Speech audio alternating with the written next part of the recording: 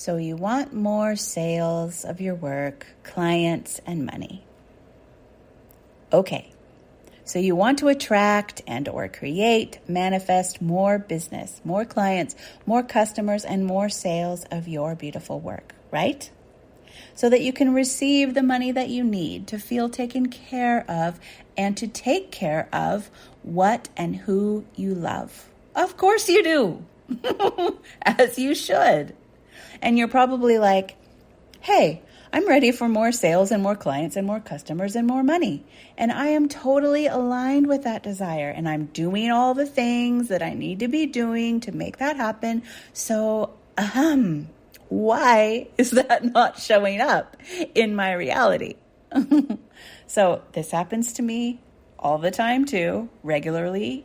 After I can't even remember, 28 years? 26 years, 27 years in business now. And let me just share what often is the case for me. There's a lot of different things, but what often is the biggest case for me, because maybe it's the case for you too, is that as much as I want that and need that and love that, love getting more sales and clients and money and love my business growing and love helping people and love all of that, deep down, I also know that more sales and money equals more people. And more people equals more potential hassles, conflicts, and disappointment. And more hassles, conflicts, and potential disappointments equals more ouch. And more ouch equals no bueno. So as much as part of you is like, or part of me in this situation is like, hey, I'm totally ready over here. I'm doing all the right things. The other part of you is holding up a massive stop sign energetically that is like saying, no way. I do not want this because this comes with more of that. And I don't want that. So one part of you really wants this. One part of you is really on board. And one part, that's the part that's doing all the things. And the other part does not. So these two parts of you are in a lockdown, showdown, head to head, and nobody's moving anywhere when it's like that. But once you realize this, then there's a few different ways that you can clear up this lockdown and clear up this turbulence in you and just set yourself up for a smoother ride ahead. Get these two parts of you on the same page. So, number one, you can just decide if you want to feel the ouch of not having any sales and money, or if you want to feel the ouch of potential conflicts, disappointments, and hassles if or when they happen. Because you can take a look and say, okay, I'm feeling the ouch either way.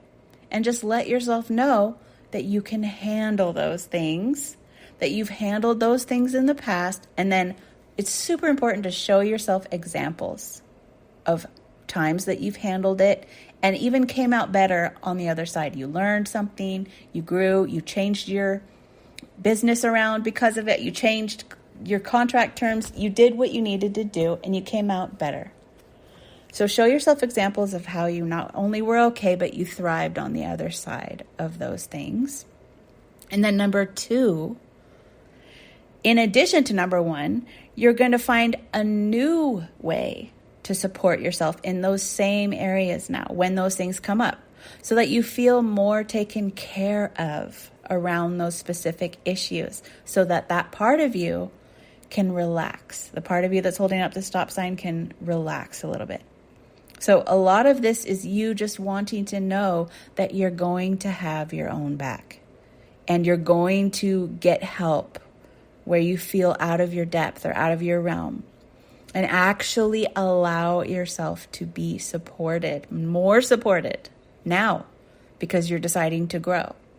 And if you cannot get yourself support for financial reasons or otherwise, then think about, first of all, ask yourself if that's really true. because we're always spending on the things that we value the most. So check in with yourself if you're valuing you the most. Check in about that. And then if you still can't, then think about how you can change your offerings or your services to only focus on the parts of the work that are the easiest for you and that you enjoy the very most, and then let the parts that feel heavy and hard go, or change that how that's set up, or anything that you need to do so that it feels like a smoother ride for you, because then you will let yourself go forward. And that might be just exactly the thing that somebody else needs. So number 3, but you don't even have to worry about that. You need to worry about what's going to allow you to move forward, because otherwise you're just going to stay in that lockdown. So whatever allows you to move forward with more peace, and you're like, okay, I can do that. You just wait for that deep breath, like, oh, okay, that would feel like a relief to let that part go. Number 3, the really cool thing about both of number 1 and number 2, both of those above things on the list, is that once you let yourself know that you can feel those things and still be okay, and that you will find new ways to take care of those potential things, they'll never hardly happen anymore. Ask me how I know. As soon as you are no longer trying to get away from that, escape that, and you finally feel ready to handle it, it's like it stops happening. It will just stop poking you so much. And I have seen this happen again and again and again and again in my business. As soon as I'm ready for it and feel prepared to handle it, and I'm like, okay, I can handle this, then it just stops happening. Things poke me when they're ready for a change, or it stops happening as much. It starts just being a rare thing instead of poking me over and over. Things poke me when they're ready for a change. Things poke you when they're ready for a change. So just give them the change that they're asking for, and they'll stop poking you.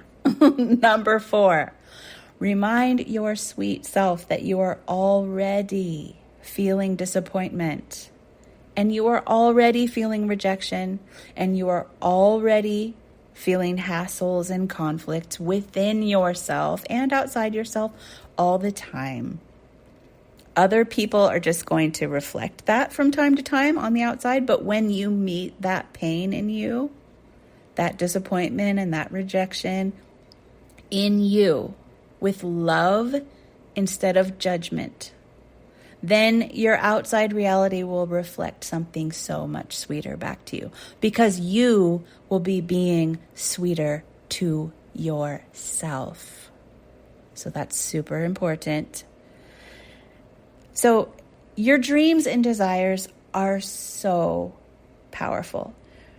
And I'm saying that because they're so powerful that they will pull you past all of this resistance eventually if you don't stop and meet that resistance and give it what it needs.